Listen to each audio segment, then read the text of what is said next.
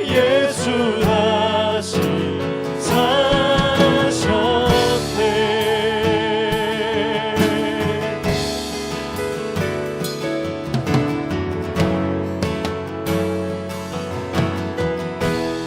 선절로 고백합니다. 거기 못가두네 예수 내 구주 우리를 살리네 예수 내 주 원수를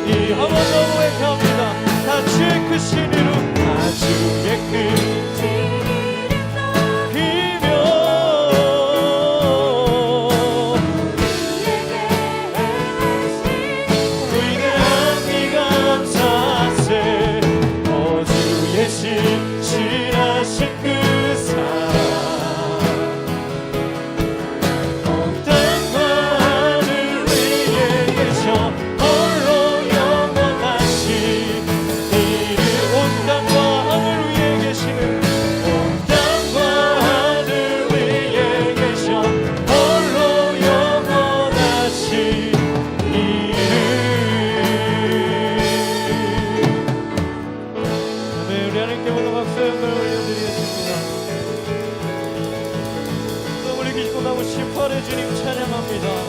모든 영광 주님 홀로 받아 주옵소서.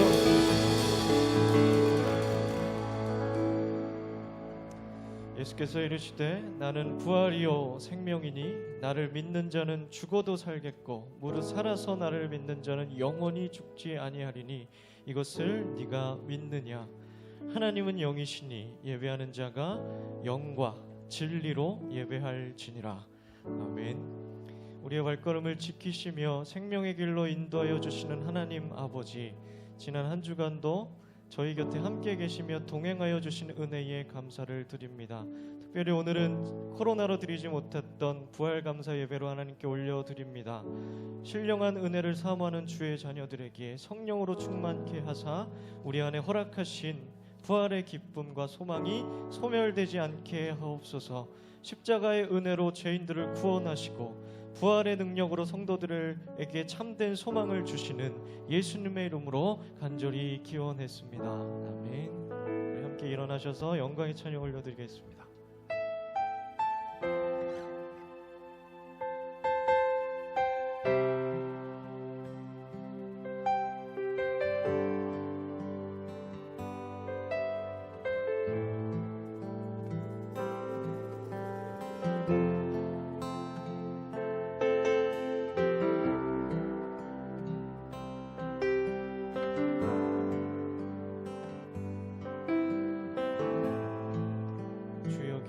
주 여기 역사시네. 나 경배해 나 경배해. 주 여기 역사시네. 나 경배해 나 경배. 한 번 더 고백합니다. 주 여기 운행하시네. 주 여기 운행하시네. 나 경배해 나 경배해. 주 여기 역사하시네. 주 여기 역사하시네. 나 경배해 나 경배해. 큰 길을 만드시는 주, 큰 기적을 행하시는 주, 그는 나의 하나님. 약속을 지키시는 주, 어둠 속에 빛이 되시는 그 나의 하나님. 나의 하나님. 주님 맘 만지시는 주, 나 경배해 나 경배해. 우리 맘 치료하시네. 나 경배해 나 경배해. 우리 삶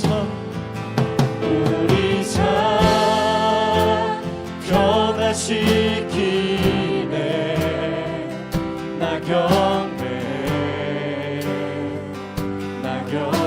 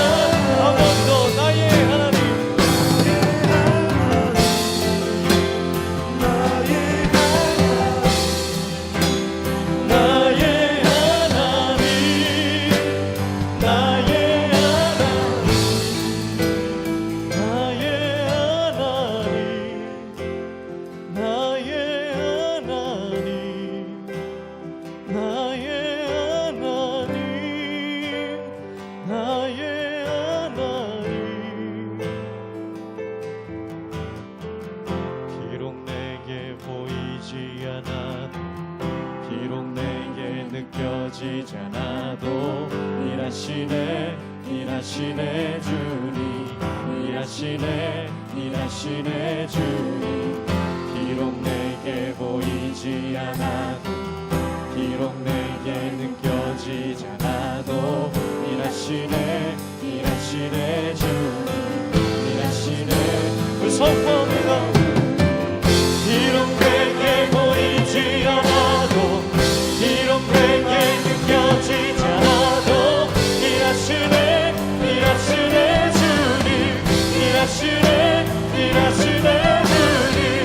비록 내게 보이지 않아도, 비록 내게 느껴지지 않아도 일하시네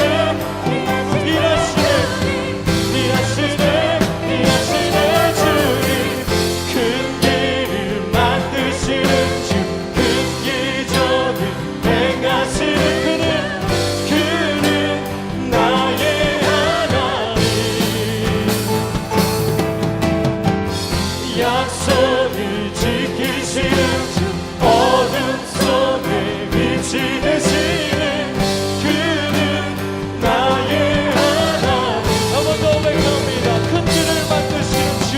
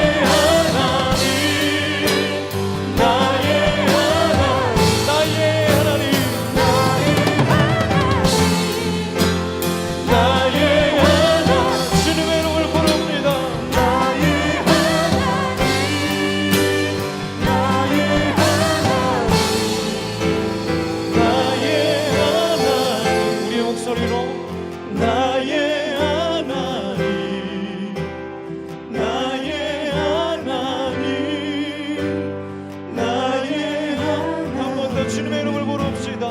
나의 하나님, 이곳에 계신 주님, 다시 우리를 만나 주옵소서. 나의 하나님, 나의 하나님. 한 번 더 부를 수 있습니다.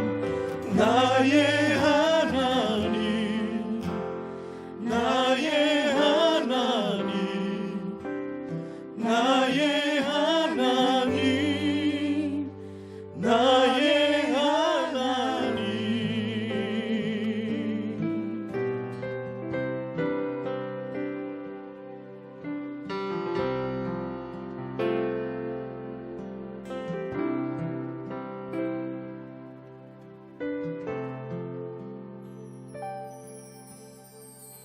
무한 시절 지날 때, 깊은 한숨 내쉴 때, 그런 풍경 보시며 탄식하는 분 있네.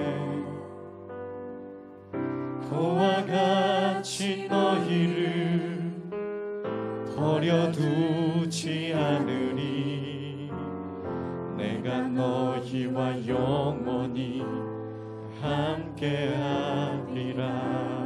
한 번 더 고백합니다. 허무한 시절, 허무한 시절 지날 때, 깊은 한숨 내쉴 때, 그런 풍경 보시며 탄식하는 분 있네.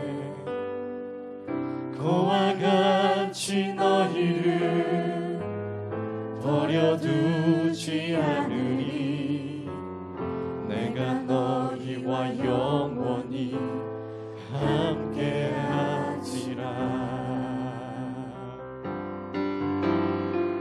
성령이 오셨네, 성령이 오셨네. 내 주에 보내신 성령이 오셨네. 우리 인생 가운데 친히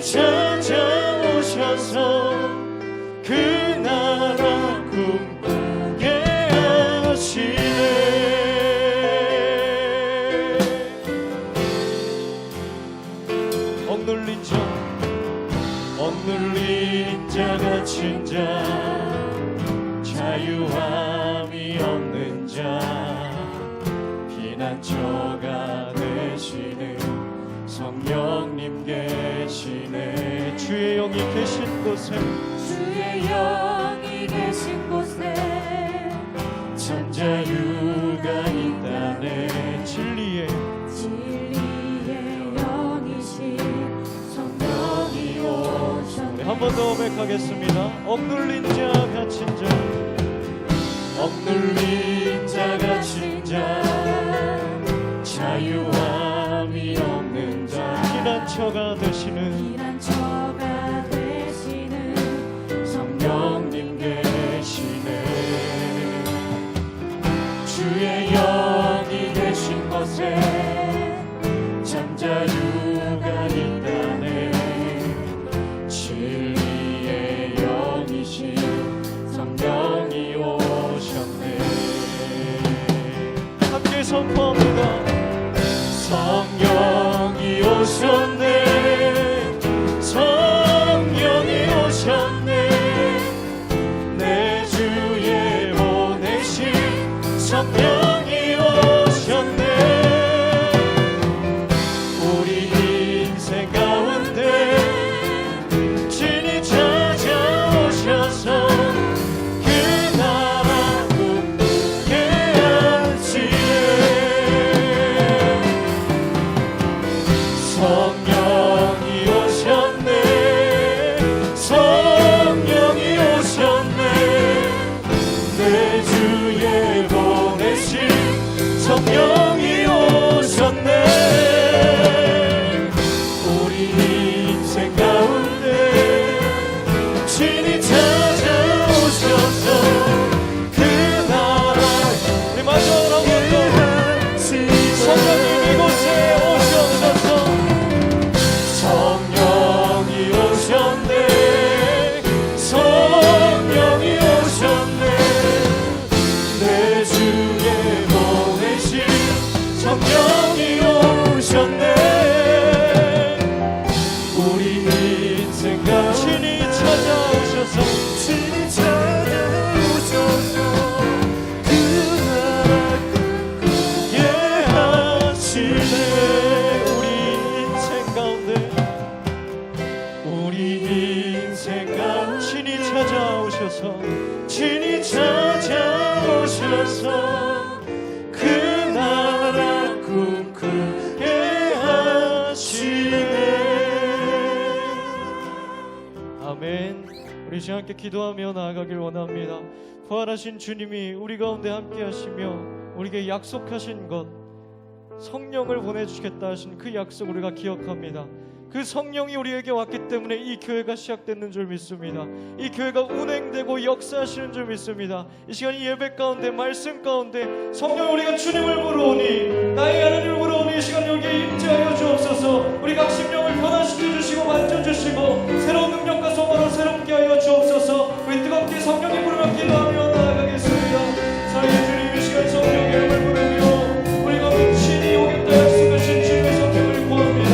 시간 말씀 들으며 나아가기 원하고 예배 가운데 나아갈 때 주님 살아계신 주님의 능력으로 살아계신 주님의 소망으로 채워주옵소서.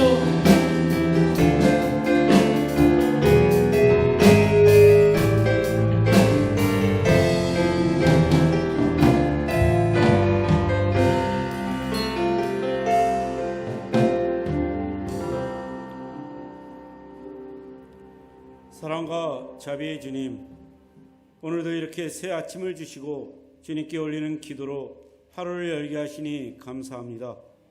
주님 앞에 나온 우리들 주님의 온유함과 사랑을 쫓아 기도와 노래로 찬양하며 이 아침을 시작하고자 합니다. 주님은 내 삶의 주인이시며 내 발의 등불이며 내 길의 빛이십니다.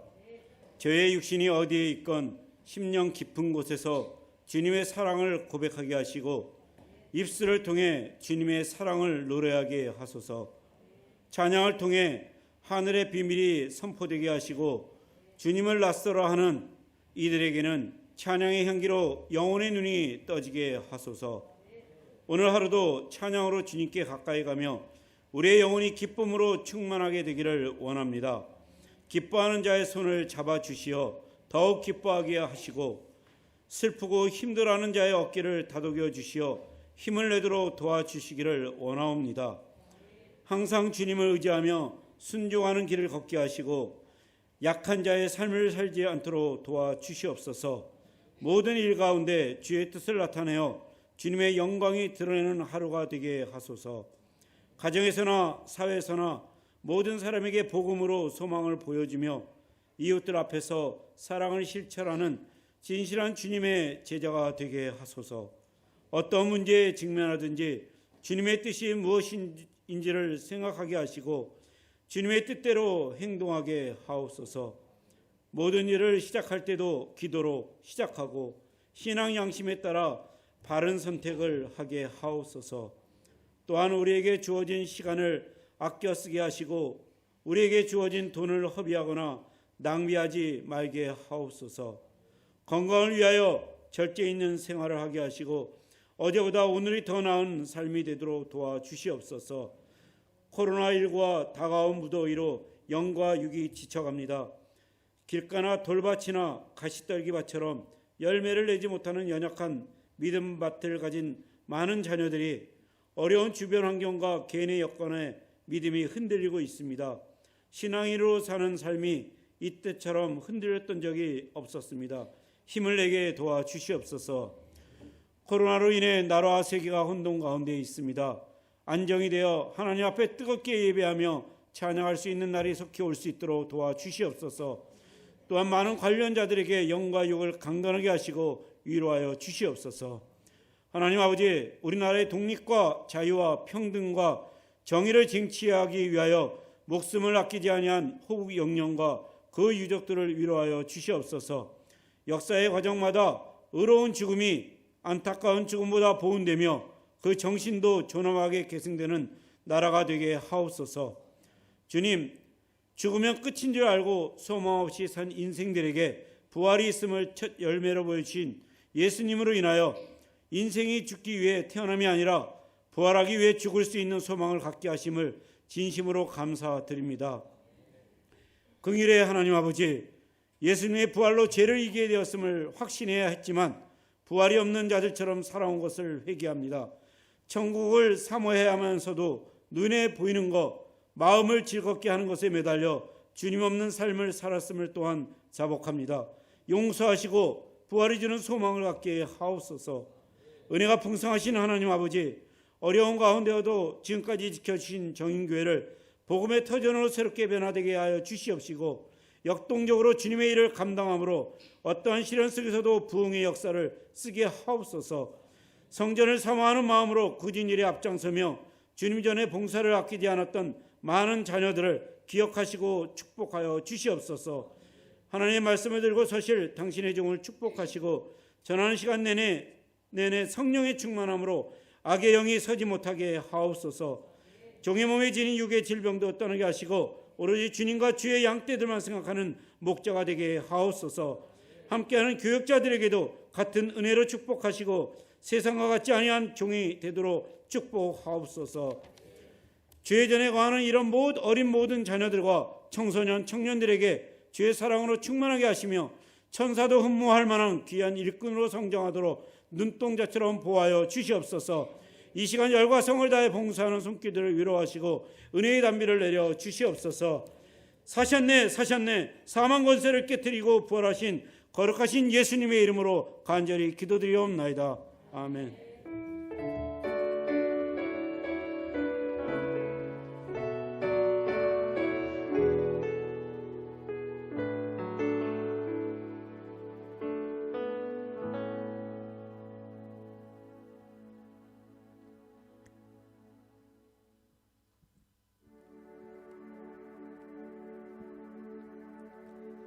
주님의 보좌 앞에 서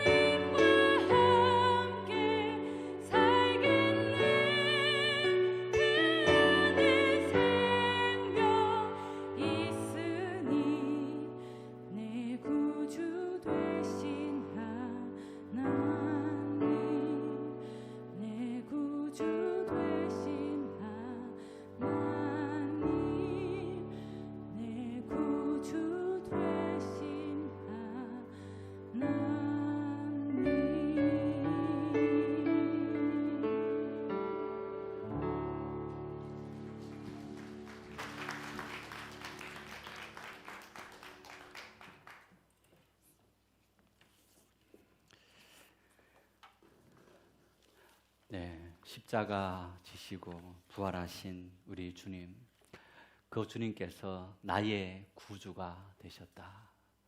우리 부활의 신앙이 오늘 우리의 삶을 힘들게 만드는 인생 가운데 그 신앙으로 승리하는 우리 모두 될 수 있기를 바랍니다. 한번 서로 인사하십시다. 반갑습니다. 사랑합니다. 평안하셨습니까? 네, 너무 익숙한 일이고 또 참 듣는 것도 이제는 힘들어지는 신종 코로나 바이러스. 지난 또 주, 또 그 전주, 또 작은 교회들에서 감염되어지면서 그 여파가 또 우리의 신앙에 또 많은 영향을 끼치는 이런 모습을 우리가 볼 수 있습니다. 참 어찌할 수 없는 그런 아무도 어떻게 할 수 없는 그런 일입니다. 조심하고 또 살아가야 될 그런 일이 아닌가.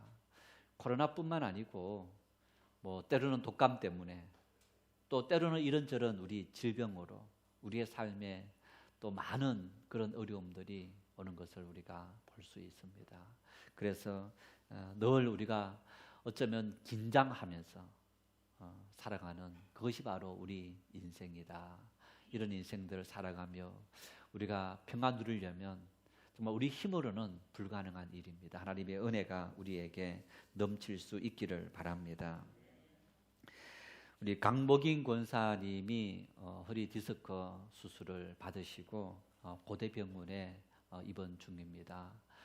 상태가 빨리 회복되지 않고 또 조금 전에 들었는데 또 머리 아마 뇌에 좀 이상이 있지 않나 그래서 또 사진을 찍고 있다라는 그런 이야기를 들었습니다. 잘 회복될 수 있도록 위해서 기도해 주시면 감사하겠습니다. 우리 예배 후에 당에 모이겠습니다. 그리고 당에 이어서 우리 예배 찬양 갱신위원회 우리 모임을 하도록 하겠습니다. 우리 유승일 집사님, 강인순 권사님, 우리 아들 이렇게 한 번씩 또 이렇게 절기나 이런 때 오시는데 오늘 또 이렇게 오셨습니다. 우리 집사님 어디 계시죠? 네네. 환영합니다. 네, 건강하시고 반갑습니다. 여러분, 우리 큰 길을 만드시는 주, 이제 우리가 불렀던 성경이 오셨네 그 앞에 불렀던 찬양 어떠세요?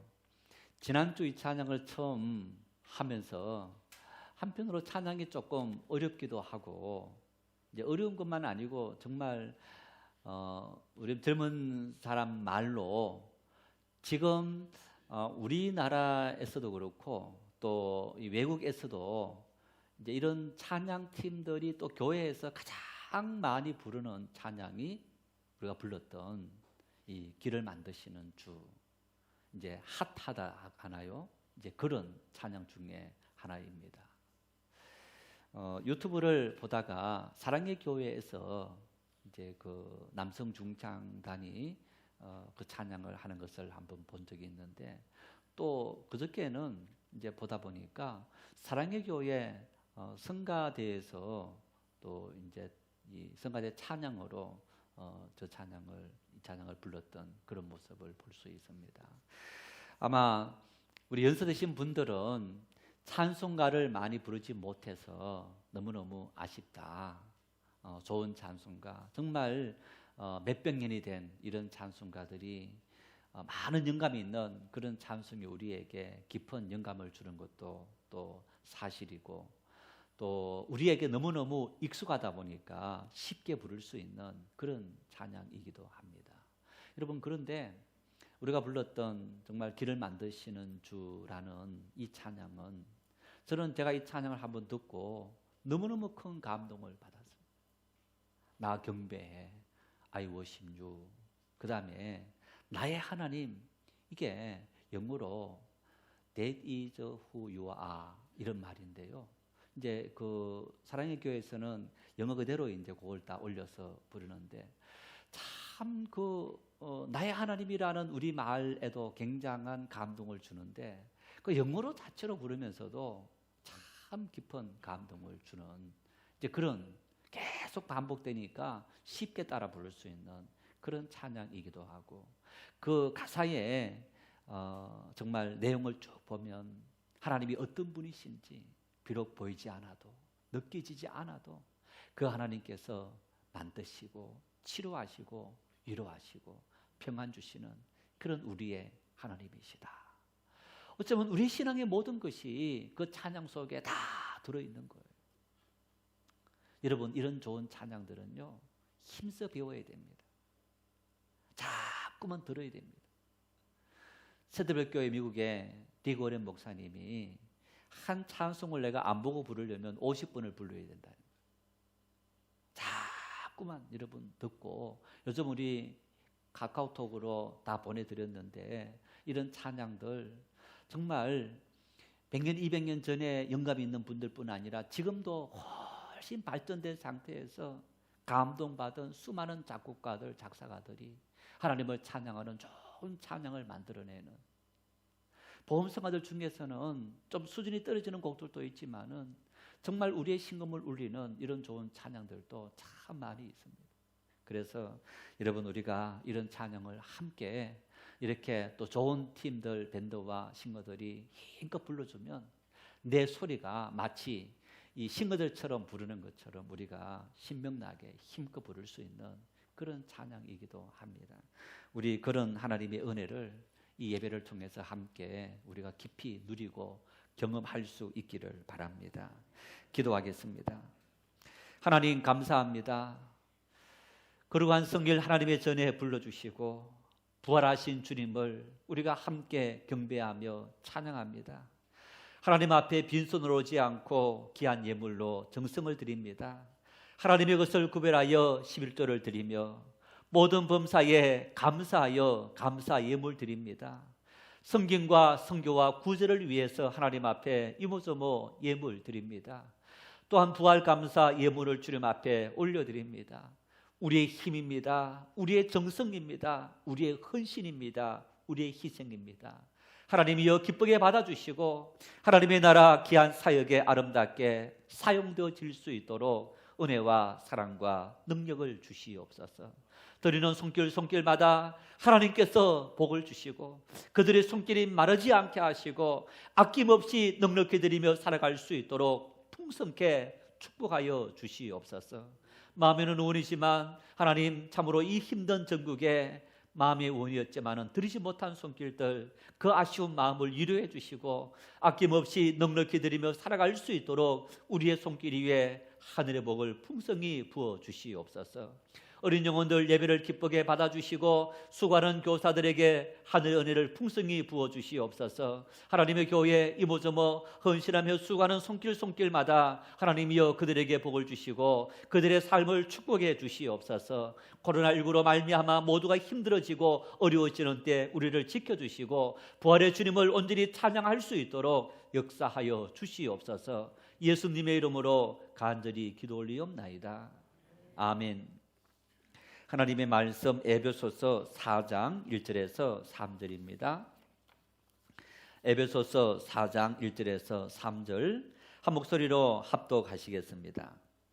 그러므로 주 안에서 갇힌 내가 너희를 권하노니 너희가 부르심을 받은 일에 합당하게 행하여 모든 겸손과 온유로 하고 오래 참음으로 사랑 가운데서 서로 용납하고 평안에 매는 줄로 성령이 하나 되게 하신 것을 힘써 지키라. 아멘.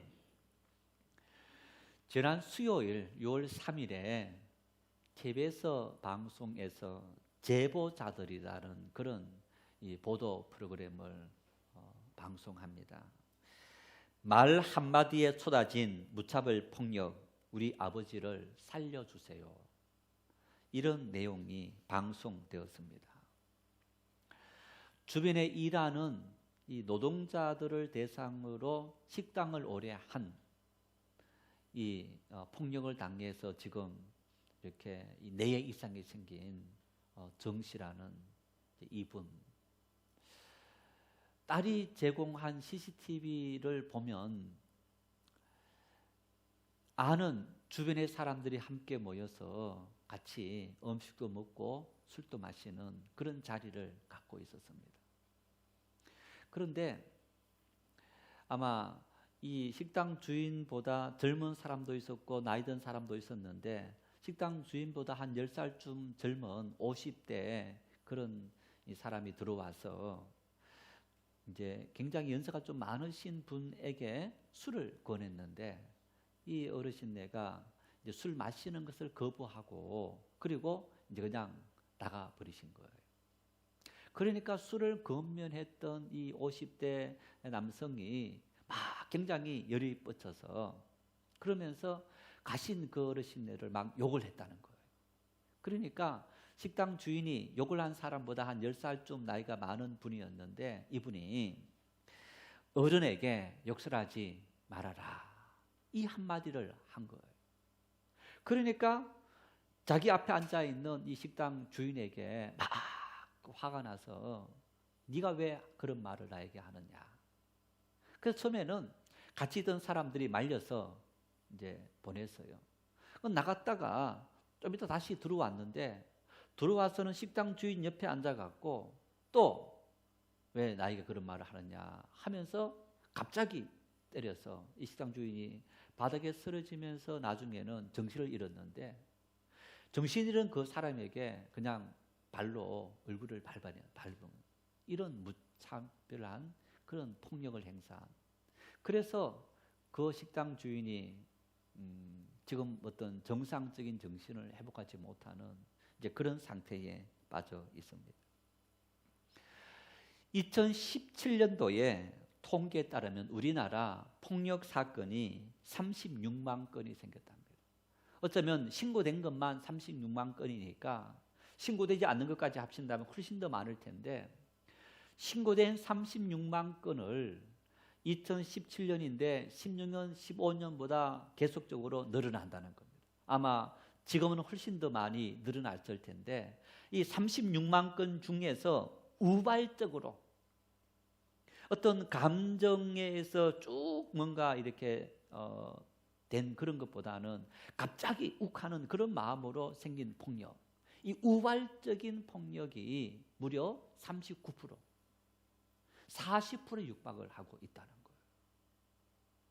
그냥 어떤 모임에서 잠깐 어떤 한마디 말을 듣고 기분 나빴어.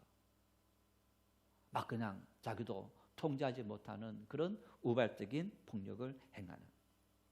지난주에 말씀을 드렸던 아파트 경비원이 13층에서 이렇게 뛰어내려서 자살하게 된, 투신하게 된 그런 사건을 이야기 드렸는데 그때 역시 마찬가지로 자기 차를 밀었다는 그것 때문에 그 우발적인 어떤 욱하는 감정이 한 번으로 끝나는 것이 아니고 계속적으로 폭력이 이루어지면서 결국에는 그 폭력을 견디지 못하고 그런 최악의 상태, 그런 선택을 하게 된 이런 일들 뿐만 아닙니다. 또 봤더니 9살짜리 아이가 이제 아이들끼리 조그만 다툼이 있었는데 큰 다툼도 아닙니다.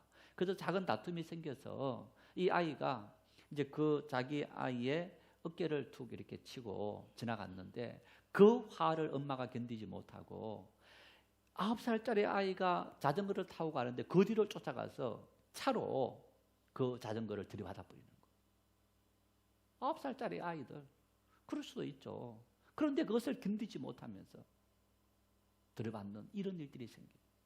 뿐만 아니라 어떤 남성은 길 가는 이렇게 아주머니 한 분을 갑자기 막대기를 들고 폭력을 행사해서 의식불명으로 만드는 이런 어떤 폭력들이 있는 거예요.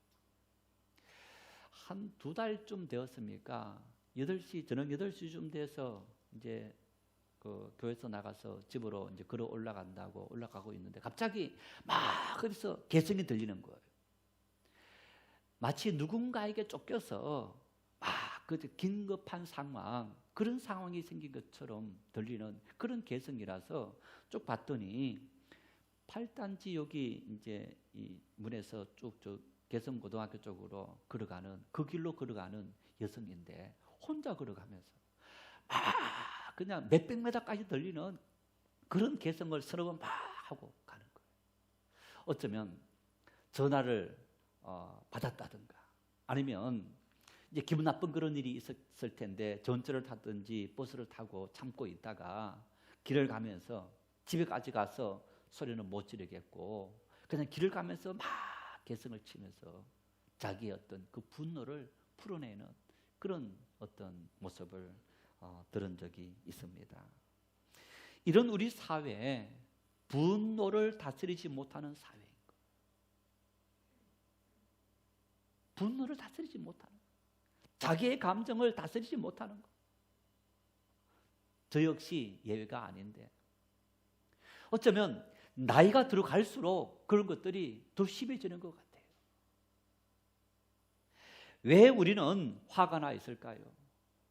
왜 우리는 이렇게 쉽게 분노할까요? 정신건강의학과 전문의가 이런 말을 합니다. 왜곡된 자아로 본인을 특별한 존재로 생각하면서 남에게 분노를 표출할 때 오히려 쾌감을 느끼고 여기에 중독되는 것으로 특히 주변에 약한 사람에게 화살을 돌리고 그리고 현상이 폭력으로 나타난다. 이렇게 말하는 거예요.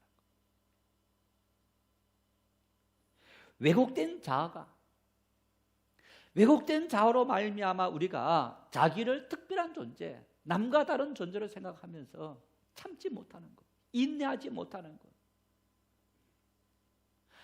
어떤 폭력적인 일을 했다면 내가 다음에는 하지 말아야지라고 자기를 뉘우치는 것이 아니고 도리어 그 일이 습관화되어져서 그것을 당연한 것처럼 행하는 이런 어떤 모습들이 오늘 우리들의 현주소라는 것. 고대 심리학과 교수님은 이런 현상이 과거보다 더 심화된 이유에 대해서 이런 말을 합니다. 한마디로 말하면 현대화가 되어지면서 사람들은 홀로 되었고 홀로 되어지면서 어떤 분노를 해소할 수 없는, 해결할 수 없는 그런 상태가 되어서 이것이 더 폭력적으로 또 누군가에게 익명성을 가지고 나타나는 이런 모습이다. 그렇게 말합니다. 보십시오. 지금 연세가 70, 80대신 분들은 형제들이 대다수가 5명은 다 넘어갑니다. 평균적으로 친다면 5명, 6명 형제들이 함께 살아갈 때는 서로 다투기도 하고 부딪히기도 하고 뿐만 아니라 형이 동생 이야기를 들어주기도 하고 또 막 달려들면서 동생이 달려들면서 어떤 형에게 감정을 표출한 그 모든 것들이 사회생활하면서 부딪혔던 우리의 내재된 감정들이 거기에서 다 풀어지는 거예요. 그런데 지금 여러분 근대화 현대화 되어지면서 핵가족화 되어진 겁니다. 함께 사는 것이 아니고 홀로 살아가는 이런 시대가 되어져 버렸습니다. 가족 안에서 내가 사회생활 속에서 관계성 속에서 쌓였던 것들을 풀어내지 못하는 그런 상황이 되어져 버린 거예요. 그러다 보니까 그것이 다른 사람에게 무차별 폭력으로 어떤 폭행적인 사건으로 분노를 표출하는 이런 모습이 되어져 버린 우리의 모습을 우리가 볼 수 있습니다. 이러한 화를 다스리지 못하고 분노하는 현상은 오늘 현대에만 아니고 고대 사회에도 과거에도 마찬가지입니다. 창세기 4장 8절 말씀을 함께 읽겠습니다. 가인이 그의 아우 아벨에게 말하고 그들이 들에 있을 때 가인이 그의 아우 아벨을 쳐 죽이니라. 여러분, 이 말씀은 가인과 아벨은 하나님께서 만드신 아담과 하와의 두 아들입니다. 창세기 3장에 보면 인간이 하나님의 말씀을 선악과를 먹지 말라는 말씀을 거역함으로 에덴 동산에서 추방됩니다. 추방된 이후에 아담과 하와가 자녀를 낳았는데 가인과 아벨이었더라. 그리고 이 가인과 아벨이 가인은 농사를 짓는 사람이었고 아벨은 목축을 하는 사람이었다. 그리고 때가 되어서 하나님 앞에 제사를 드렸는데 하나님께서 가인의 제사는 받지 않고 아벨의 제사는 받았더라. 그래서 가인이 화가 난 거예요. 여러분, 가인이 누구에게 화가 나야 정상입니까? 이 제사를 누가 안 받은 거예요? 하나님께서 안 받은 거예요. 그러면 아벨에게 화풀이를 해야 정상입니까? 하나님께 해야 정상입니까? 누구에게 해야 됩니까? 아벨 너가 없었다면 하나님께서 내 재산은 당연히 받았겠지라는 어쩌면 그런 마음, 그 마음 때문에 아벨에게 화살이 간 거예요. 1부 때 이걸 물었더니 우리 앞에 앉아있던 이승엽 권사님께서 자기에게 이러는 거예요. 그렇죠? 응? 자기에게 화가 나야 되는 거예요. 또 하나님께 화가 나든지 자기에게 화가 나든지 그렇게 화를 내야 되는데 지금 폭력이 여러분 누구에게 나타난다고요? 약한 사람에게. 자기 동생이니까 만만하고 그러니까 그 동생에게 탓을 돌리는 겁니다. 그 마음을 아시고 하나님께서 가인에게 너 마음을 다스리라 이렇게 경고합니다. 마음을 다스리라 경고했음에도 불구하고 가인이 마음을 다스리지 못하고 둘이 있을 그때에 아벨을 데리고 들로 나갑니다. 아무도 없는 것을 보고 아벨을 쳐 죽였다는 거예요. 분노가, 질투의식이 순간적인 그 분노가 폭발해서 하나님께서 다스리라고 경고했음에도 불구하고 다스리지 못하고 결국에는 동생을 죽이는 이런 끔찍한 일이 일어났던 것을 우리가 볼 수 있습니다. 이 말씀에 의하면 최초의 인간 아담과 하와의 아들들이었던 가인과 아벨, 가인에게 이런 분노가 왜 생겼는가? 에덴 동산에서 추방된 이유가 바로 죄를 지었기 때문인데 인간이 범죄한 이후에 죄를 지은 이후에 그 죄로 말미암아 나타나는 현상이 뭐냐? 자기의 마음을 다스리지 못하는 분노가 인간에게 죄로 말미암아 나타나더라. 여러분 그래서 분노하는 사회, 왜 분노하느냐? 사업이 망했고 직장에서 실직을 당했고 당장 먹을 양식이 없고 아니면 어떤 이런저런 이유가 있어서 많은 이유를 대지만은 사실은 바로 인간에게 근원적으로 죄의 뿌리가 있는 한에는 이런 인간의 분노를 다스릴 수 없고 이 분노가 사라지지 않더라라는 것. 바울 사도께서 이런 인생을 향해서 사랑에 대해서 언급하면서 여러분 성경에는 예를 들어서 오늘 이 고린도전서 13장은 사랑장, 히브리서 11장은 믿음장, 신명기 28장은 축복장, 고린도전서 15장은 부활장, 뭐 이런 그 내용들이 집중되어져 있는 그런 모습을 볼 수 있는데 고린도전서 13장이 사랑장입니다. 이 사랑장에 사랑에 대해서 정의를 내리면서 이렇게 말씀합니다. 13장 4절 말씀 같이 읽겠습니다. 사랑은 오래 참고 사랑은 온유하며 시기하지 않으며 사랑은 자랑하지 아니하고 교만하지 아니하며. 사랑에 대해서 언급하면서 첫 마디가 자, 사랑이라는 정체성이 있습니다. 사랑이 있는데 이 사랑의 수많은 요소들이 뭐냐, 요인들이 뭐냐. 예를 들어서 우리가 어떤 약을 만든다면 약을 만드는 그 약에 많은 성분들이 들어가 있지 않습니까? 이 성분들 중에서 가장 중요한 성분, 첫째가는 성분이 뭐냐? 다른 건 다 만들었는데 이 제일 중요한 성분을 못 만들어서 약이 그 기능을 발휘하지 못한다. 할 수 있는 것. 사랑이라는 정말 우리 인생을 복되게 만드는, 행복하게 만드는 이런 어떤 묘약이 있는데 이 사랑의 묘약 중에서 제일 가는 성분이 뭐냐? 바로 오래 참음이다. 사랑은 오래 참고.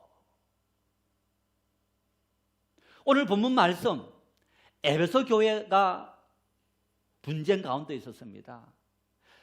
유대파 그리스도인들과 헬라파 그리스도인들, 할레파와 무할레파 사이에 분쟁이 생기면서 교회가 갈등 속에 처해있던 겁니다. 바울 사도께서 왜 교회가 갈등 속에 빠져 있느냐? 교회는 하나 되어야 되지. 너희는 성령으로 말미암아 하나됨을 힘써 지키라. 그러면서 우리가 성령으로 말미암아 우리에게 함량되어야 될 품성이, 덕목이 뭐냐? 내가 성령의 인도함을 받는 그리스도인이라면 우리에게 어떤 모습이 나타나야 되느냐? 네 가지를 언급하고 있지 않습니까? 지지난주에 첫째 뭐라고 했습니까? 오늘 본문 2절에 모든 겸손과 모든 온유와 그리고 오늘 세 번째로 오래 참음으로 이렇게 말씀하는 거예요. 내가 그리스도인이다. 나는 하나님의 사람이다. 나는 성령의 인도를 받는 사람이다라고 할 때 우리에게 겸손이 나타나야 되고 온유함이 나타나야 되고 그리고 오늘 세 번째 사랑이라는 것이 오래 참음이라는 것이 우리에게 분명하게 나타나야 한다는 것. 오래 참는 것이 뭐기에 어떤 의미가 있기에 이 오래 참음이 우리에게 나타나야 된다라고 말을 하느냐. 오래 참음이라는 이 헬라어가 마크로투미아라는 말이라고 합니다. 마크로투미아. 여러분 우리가 말에는 그 의미가 다 있습니다. 또 요즘 우리가 한글이 1400년대 세종대왕이 만들었는데 그때 만들었던 단어가 그대로 지금까지 있는가? 아닙니다. 그 이후에 시대마다 계속적으로 필요한 단어들이 말들이 만들어지고 그리고 만들어질 때마다 그 단어의 의미가 다 있는 겁니다. 헬라 말은 그런 어떤 의미가 지금 우리 말보다 훨씬 더 많은 깊은 의미가 있는 그런 말인데 이 마크로투미아라는 오래 참음이라는 단어는 어떤 의미가 있나? 첫째는 결코 굴복하지 않는 정신으로 끝까지 참기 때문에 약속과 보상을 획득할 수 있는 정신이다. 이렇게 말합니다. 끝까지 참기 때문에. 어떤 내가 뭔가 보상을 받을 그때까지 참는다는 거예요. 끝까지. 그래서 이 말이 2000년 전 쓰여질 그 당시에 로마 시대였습니다. 로마가 헬라 말을 쓰던 그런 사회였는데 이 헬라 말을 쓰던 로마 사회에서 마크로투미아라는 이 오래 참음이라는 단어는 결코 패하지 않는 로마의 정신이다. 이렇게 사용되어졌다는 거예요. 무슨 얘기냐면 로마가 그 당시 대제국을 이룹니다. 대제국 이루면서 뭘로 다른 나라를 정복했냐? 전쟁으로. 여러분 로마는 그러면 모든 전투에서 승리했느냐? 아닙니다. 어떤 전투에는 패배했습니다. 패배했음에도 불구하고 이 전투가 우리 전쟁의 패배는 아니다. 지금 한 번의 전투는 패배했지만은 우리는 끝끝내 이 전쟁에서 결코 승리할 거다. 그런 의식을 가졌다는 거예요. 그런 의미에서 우리는 이 패배의 전투를 참고 견디고 이 전쟁에서 승리하기 위해서 우리는 끝까지 인내한다 하는 의미로 마크로투미아라는 이 단어를 사용했다는 것. 성경에서도 여러분 이러한 마크로투미아 오래 참음의 대표적인 인물이 어떤 인물이냐? 바로 욥일 거예요. 욥은 하루아침에 10명의 자녀들이 맏형의 집에서 생리를 축하하는 그런 식사를 하다가 강풍이 불어서 담장이 무너지면서 벽이 무너지면서 10명이 다 죽은 거예요. 하루아침에 10명의 자녀들이 비명행사한 겁니다. 뿐만 아니라 그 소식을 종이 알려주는 것 이어서 계속적으로 들려옵니다. 낙타떼가 빼앗겼습니다. 소떼가 하늘에서 불이 나서 다 죽었습니다. 양떼들을 빼앗겼고 어떤 일이 생겼고 다 하면서 하루아침에 알거지가 된 거예요. 부자는 망해도 3년 간다 그런 상태가 아니고 모든 것을 다 잃어버린 겁니다.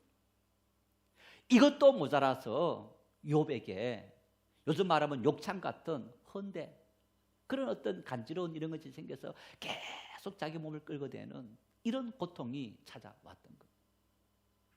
욥의 상태를 지켜본 욥의 아내가 차라리 하나님을 원망하고 죽어라 이렇게 말을 합니다. 욥의 세 친구들 역시 나타나서 너가 회개하고 그러면서 막 욥을 원망하고 저주하는 그런 어떤 말을 퍼붓습니다. 어쩌면 세상에서 아무도 욥의 편이 되지 않고 모든 것을 다 잃어버린 정말 스스로 목숨을 끊는 것밖에 남지 않을 정도의 그런 상황이 되었던 거예요. 이런 상황에 빠진 욥이 이런 고백을 합니다. 제가 종종 읽어드리는 말씀인데 욥기 23장 10절 말씀 함께 읽겠습니다. 그러나 내가 가는 길을 그가 아시나니 그가 나를 단련하신 후에는 내가 순금같이 되어 나오리라. 할렐루야. 지난 1998년 이후에 많은 노숙자가 생겼습니다. 노숙자가 왜 생긴 겁니까? 하루아침에 사업이 부도났습니다. 하루아침에 실직당한 겁니다. 가장으로서 아빠로서 면목이 없습니다. 집을 떠나서 그저 노숙자로 살면서 여기 도움 저기 도움 받다가 그것이 습관화되어서 그 삶이 익숙하고 나중에는 가족도 다 잃어버린 이런 수많은 사람들이 생겼던 거예요. 직장을 잃었고 사업장에 망했을 뿐이지 그에게는 많은 것이 남아있는데 참지 못한 거예요. 참지 못함으로 결국 이슬랑한 그 결과 모든 것을 다 잃어버린 그런 상황이 되어졌는데 이 욥은 어떻습니까? 하나님께서 이 모든 것을 아시고 하나님께서 나의 주인이 되시고 아마 이런 싫은 외경 속에 하나님의 뜻이 있음을 나는 믿는다. 이것을 통해 하나님께서 나를 연단하시는 그러한 하나님의 뜻이 있음을 믿고 나는 끝까지 견딘다, 참는다. 그 믿음의 고백을 하고 결국에는 욥기를 보면요, 욥이 내가 지금까지 받았던 복보다 2배나 더 많은 복을 받게 되는 그런 축복을 누리게 되는 삶의 모습을 볼 수 있습니다. 참았기 때문에 이 한 번의 실수가, 한 번의 실패가, 한 번의 역경이 내 인생의 모든 것을 앗아가는 그런 순간이라 할지라도 내가 참게 되면 결국에는 하나님께서 나의 모든 삶에 함께 하시리라 그 믿음이 있었기 때문에 욥은 다시 모든 것을 얻게 되었다. 참는다는 것은 바로 이런 의미가 있는 거예요. 여러분, 그런데 이런 참는다는 것은 바로 내 삶에 닥쳐온 시련이다. 나와 어떤 사건 속에서 일어나는 내 실수이든 어떤 계획이든 그런 이런 의미가 있다면 오래 참는다는 것은 여기보다 한 단계 더 들어가는 겁니다. 도리어 이 두 번째 의미가 훨씬 더 우리에게 중요한 의미인데 이런 의미가 있다는 겁니다.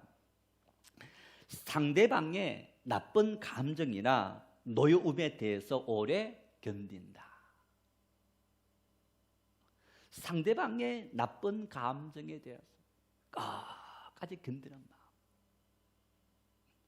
제가 종종 이렇게 살아가면서 부부가 다투기도 하는데 보면요, 제가 화를 내는 이유 중에 한 가지가 아니고 한 가지죠. 그런 한 가지가 바로 만일 내가 집사람이 하는 모든 일에 대해서 모든 감정에 대해서 다 참아줬다면 어떤 욱하는 마음들이 하나도 없었을 텐데 그렇지 못했기 때문에 생기는 어떤 갈등, 다툼 이런 것들이 너무너무 비일비재하게 일어나는 것을 볼 수 있어요.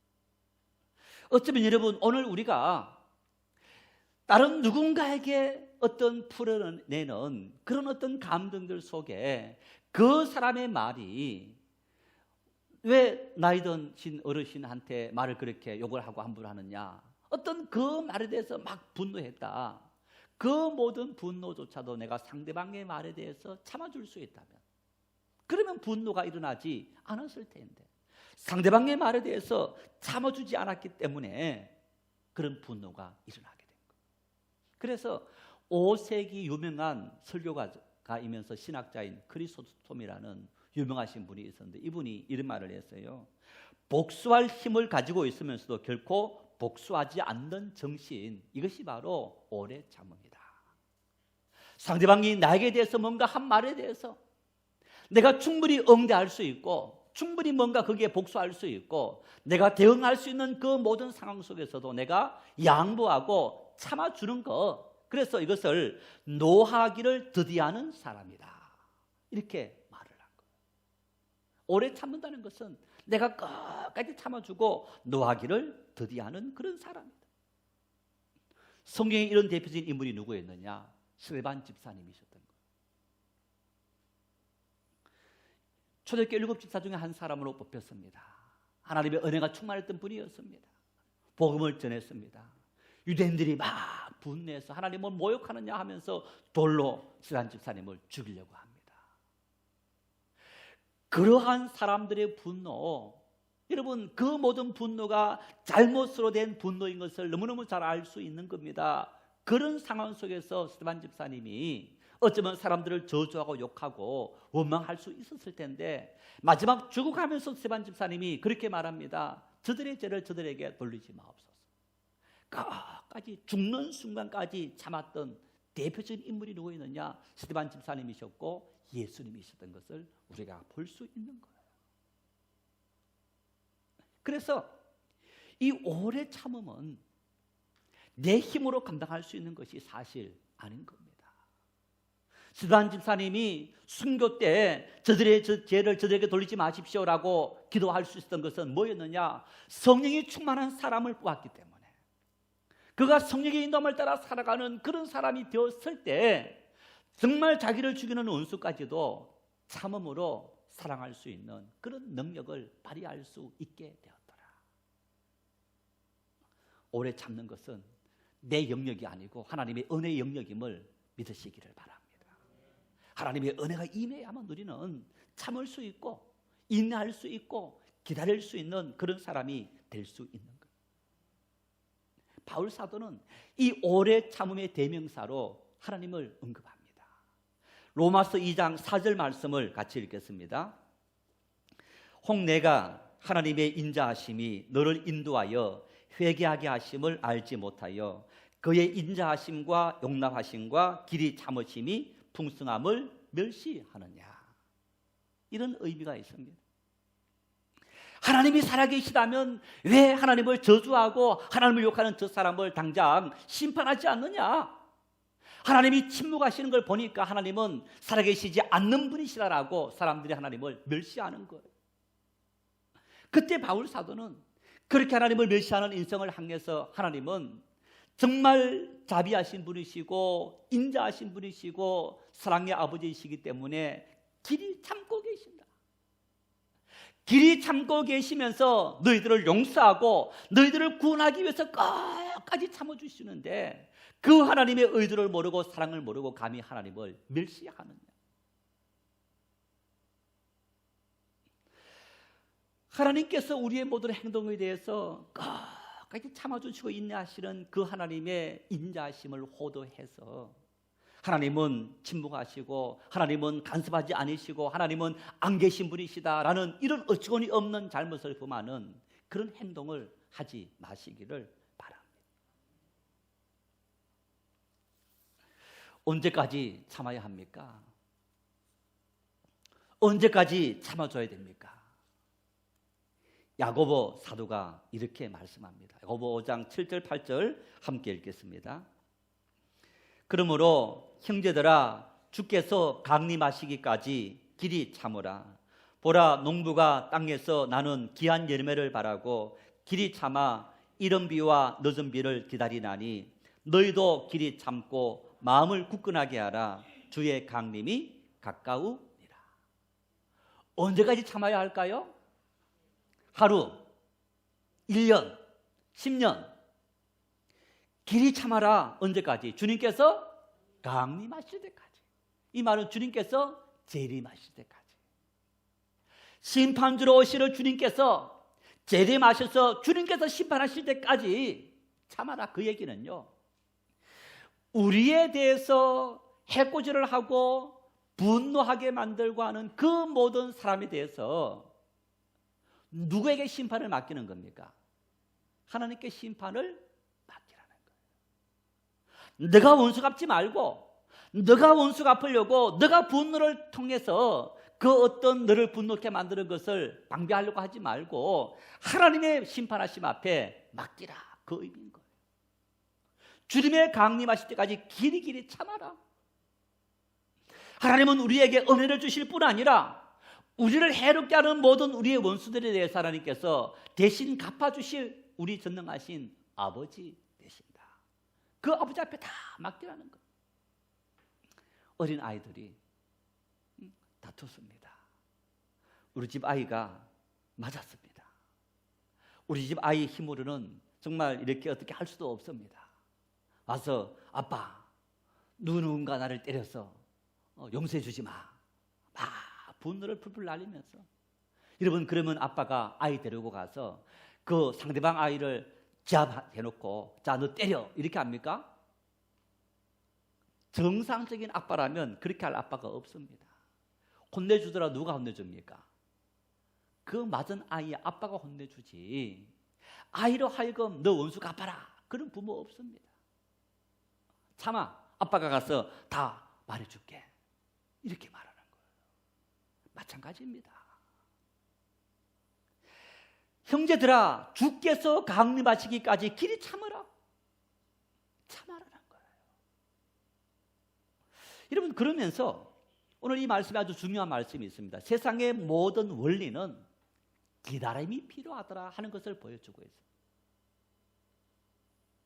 농부가 내가 수확을 빨리 해서, 수확을 조금 빨리 하면 그래도 정상적으로 하는 사람보다 빨리 하면 좀 비싼 값에 팔 수 있지 않습니까? 그러니까 내가 일찍 씨앗을 뿌리고 그리고 일찍 거둬야지. 여러분, 이 농부가 가을이 되어서 많은 곡식을 거둘 수 있을까요? 없을까요? 거둘 수 없습니다. 뿌릴 때 뿌려야 되는 거예요. 이제 여성들이 아이를 임신했습니다. 이 임신하면 뭐 10kg, 20kg 몸무게를 하면서 이제 아이가 출산할 때 되면 거의 3점 몇 킬로 출산하지 않습니까? 이 얼마나 힘듭니까? 허리 아프고 뭐 계속 잠자는 것도 하면 힘들 겁니다. 야, 빨리 좀 나왔으면 한 8개월쯤 되었을 때 제발 좀 나와라. 나왔단 말입니다. 정상입니까, 아이가? 정상이 아닙니다.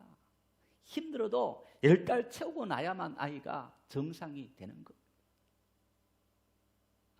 농사를 지는 일에서부터 사람이 태어나는 일까지 세상의 모든 일들은 때가 돼야만 모든 것이 되어진다라는 이 기다림이 있는 거예요. 우리는 오늘날 참지 못하는 우리나라 사람의 성품을 설명해 주는 말이 냄비건성, 또 요즘 우리 시대를 인스턴트 시대라고, 즉석김밥, 뭐 즉석으로 라면 끓여서 2분 3분이면 먹을 수 있는, 그래서 참지 못하는, 밥을 하기 위해서는 옛날에는 밥을 안 치고 불을 떼고 뜸을 들이고 이런 긴 시간을 들였는데 요즘은 뭡니까? 또 밥도 이렇게 햇반 넣어서 2분이면 밥을 먹을 수 있는 상태로 되어지는 거예요. 너무너무 급해요. 다 급한 시대. 기다림이 없는 거예요. 그러다 보니까 더 인내하지 못하고 작은 분수조차도 빨리 표출하며 살아가는 이런 시대가 되어져 버린 우리들의 삶의 모습. 어쩌면 코로나19라는 우리에게 역사 속에는 경험해봤지만은 오늘 우리 당대는 경험해보지 못했던 정말 긴 터널이 우리에게 지금 주어져서 그 터널을 우리가 지금 지나고 있는 중입니다. 언제 이 터널이 끝날까? 때가 되면 끝납니다. 언젠가는 끝납니다. 왜? 과거 역사 속에 이거보다 더 심했던 전염병도 우리는 극복했기 때문에. 인내하고 참으면 때가 되면 이 모든 고통의 터널 속에서 다 벗어나게 되는, 코로나19뿐이겠습니까? 우리에게 암이 닥쳐오고 뇌졸중이 닥쳐오고 이런저런 인생의 문제가 닥쳐올 그때에도 우리는 끝까지 인내하고 기다리면 지나가게 되는 것. 더군다나 우리는 어떤 신앙을 가졌느냐? 부활신앙을 가졌습니다. 부활신앙이 어떤 신앙입니까? 이 세상이 전부가 아니다. 오늘 우리는 이 세상에 목을 걸고 있습니다. 이 세상이 전부라고 믿고 있습니다. 여기에 모든 것을 걸고 있으면서 이것에 우리 인생의 모든 것이 다 걸려 있는 거예요. 아닙니다. 아이들 공부시킬 때는 성적이 최고인 것 같지만은 성적이 최고가 아닙니다. 결혼시킬 때는 배우자가 최고였는데 배우자가 최고가 아닙니다. 취업할 때는 직장이 최고인데 직장이 최고가 아닙니다. 삶에는 시대마다 단계마다 때마다 그때마다 최고가 나타나는 겁니다. 항상 또 다른 최고가 나타나서 우리를 고통스럽게 만드는 것이 우리 인생인 거예요. 왜? 나그네 인생이기 때문에 그렇다는 겁니다. 예수님께서 이렇게 말씀합니다. 요한복음 11장 25절 26절 함께 읽겠습니다. 예수께서 이르시되 나는 부활이요 생명이니 나를 믿는 자는 죽어도 살겠고 무릇 살아서 나를 믿는 자는 영원히 죽지 아니하리니 이것을 내가 믿느냐? 믿으십니까? 우리는 영원히 죽지 않는 그리스도인이라는 사실을 믿을 수 있기를 바랍니다. 우리는 부활 신앙을 가진 그리스도인들입니다. 예수님께서 십자가 지심으로 죽으시고 그리고 사흘 만에 부활하셨고 그 주님께서 우리에게 영원한 생명을 주셨다. 여러분, 예루살렘을 가보신 분들은 그 예루살렘, 특히 골고다 언덕, 예수님 죽었던 그 언덕에 세워진, 여기 예수님의 무덤이 있었고 예수님의 뭐가 있었고 그런 어떤 이 흔적을 보면요, 수많은 미로입니다. 미로. 초대교회 때 만들었던 건물 위에다가 또 고대 사회에 또 건물을 덧붙이고 중세 건물을 덧붙이고 하면서 그 현장을 그대로 간직하고 있는데, 2000년 전 예수님의 십자가 죽으심과 부활이 분명한 사건이 아니었다면 그런 것들이 만들어질 리가 없는 거예요. 성경이 있어지질 않는 겁니다. 역사적인 분명한 사건이었고 그 사건이 우리가 경험하지 못했던 유일무이한 사건이었고, 오늘 그 사건이 우리에게 전달되어서 우리가 예수 그리스도를 나의 주님으로 믿는 이 신앙을 갖게 되었다. 천국을 바라보는 이 신앙. 여러분, 이 신앙이 있는 사람은 참는 거예요. 왜? 하나님의 나라가 우리가 들어가야 될 궁극적인 나라이기 때문에. 학생이 취업을 위해서 공부할 때 참는 거예요. 끝까지 참는 겁니다. 참으면 성적이 되고 성적으로 학교 가면 자기의 삶이 펼쳐지는 것처럼, 이 땅에서 우리의 모든 삶을 여러분 준비하고 훈련하고 연단하는 과정이기 때문에 참고 하나님의 나라 들어갔을 때 오늘 우리가 꿈꾸지 못했던 그런 영광스러운 하나님의 나라가 우리에게 주어진다는 그 부활 신앙, 천국 신앙을 분명하게 가질 수 있기를 바랍니다. 그 사람은 참을 수 있습니다. 그 사람은 길이 참을 수 있습니다. 그 사람은 길이 견딜 수 있습니다. 예수님 부활하셨다. 이 부활 신앙을 떠올릴 때마다, 천국이 있다는 사실을 믿을 수 있을 때마다 오늘 우리의 삶에 어떤 시련과 고난 역경이라도 끝까지 참을 수 있는 그러한 믿음의 사람이 되어서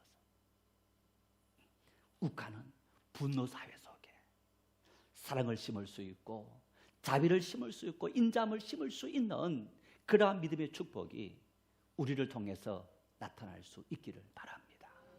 함께 기도하십시다. 우리에게 은혜를 주셔서 성령의 충만함을 주셔서 하나님 참게 도와주십시오. 우리 이웃에 대한 분노, 가족에 대한 분노, 세상에 대한 모든 분노 끝까지 참을 수 있는 그런 능력을 우리에게 허락해 주십시오. 우리를 통해 평화가 만들어지고 우리를 통해 분노가 조절되는 그런 은혜를 있게 도와주십시오.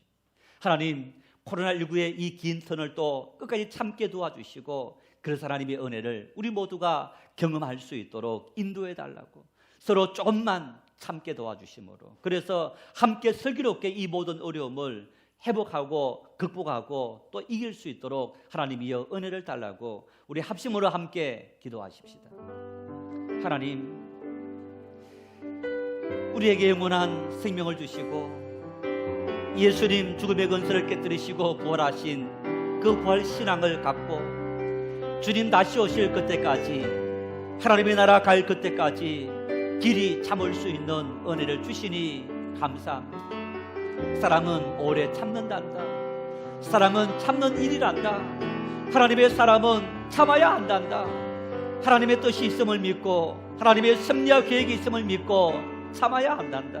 하나님 아버지, 인내하게 도와주십시오. 끝까지 참게 도와주십시오. 사랑하는 가족과 이웃과 형제의 모든 참으로 어떤 행동에 대해서도 참을 수 있는, 용서할 수 있는, 인내할 수 있는 그런 능력들을 우리 모든 성도들에게 허락해 주시옵소서.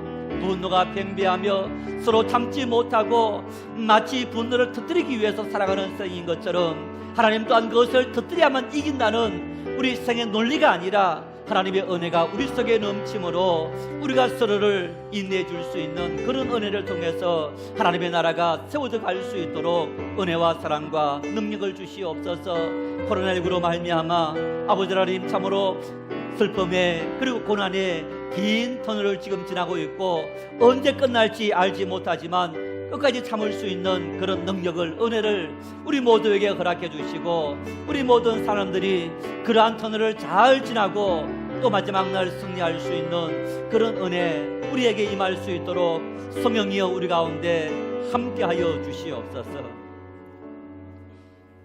하나님, 우리를 불러주시고 하나님의 자녀 삼아주신 은혜를 감사합니다. 성령으로 우리에게 기름 부어주시고 성령의 인도함을 따라 살아가라고 말씀해 주시니 감사합니다. 성령이여 오늘도 부활신앙을 가지고 하나님의 나라 바라보는 우리에게 임재하셔서 우리가 분노를 다스릴 수 있도록 인도해 주시옵소서. 끝까지 참아줄 수 있는 능력을 허락해 주시옵소서.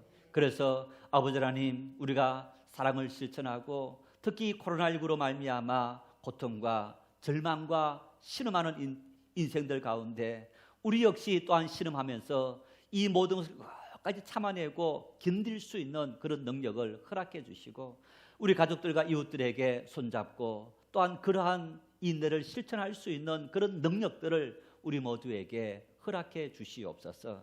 자비로우신 하나님 아버지, 주님 강림하실 때까지 다시 오실 그날 주님께서 다시 오셔서 우리를 하나님의 나라 인도할 그때까지 인내할 수 있는 그런 능력을 우리 모든 성도들에게 풍성히 부어 주시옵소서.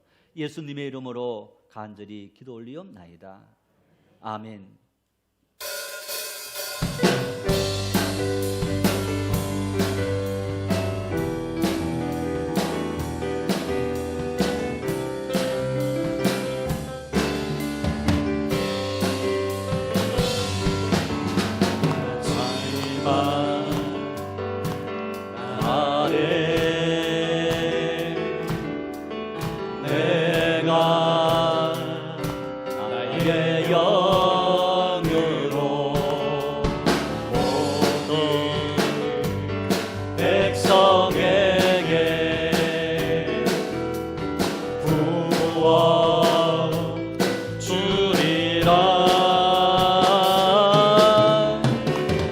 자녀들은 예언할 것이요 청년들은 환상을 보고 아비들은 꿈을 꾸리라.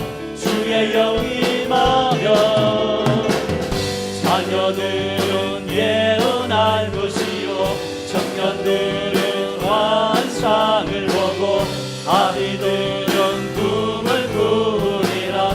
주의 영이 임하면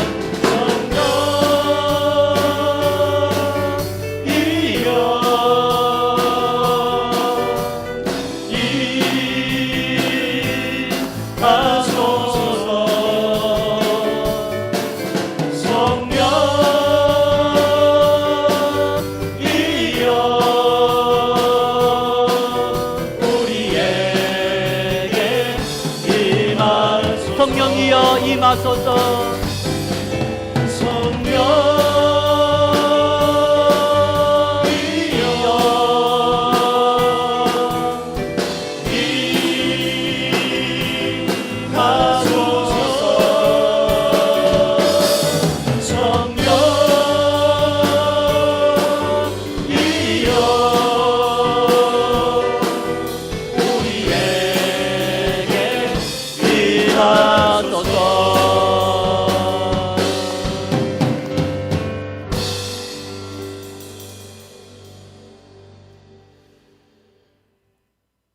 주님은 우리에게 성령을 받으라고, 부활하신 주님은 내가 너와 영원히 함께하리라. 그래서 성령을 보내주셨습니다. 성령이여 나와 함께하셔서 하나님의 사랑을 실천할 수 있도록 능력 주십시오. 끝까지 길이 참을 수 있는 능력을 우리에게 허락해 주셔서 하나님의 참된 사랑을 세상 속에 실천할 수 있는 그런 능력 있는 주님의 사람 될 수 있도록 은혜와 사랑을 주십시오. 코로나19로 말미암아 이 힘든 시대 참게 도와주시고 인내할 수 있는 능력을 주십시오.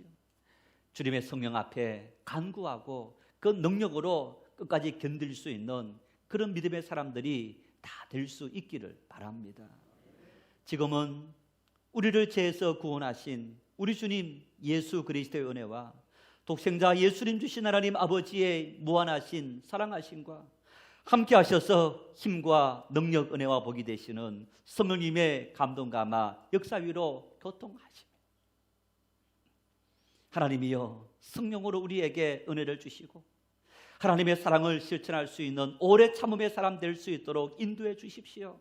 간절히 간구하는 우리 성인의 모든 성도들 심령 위에 영원토록 함께 하시기를 간절히 축원하옵나이다. 아멘.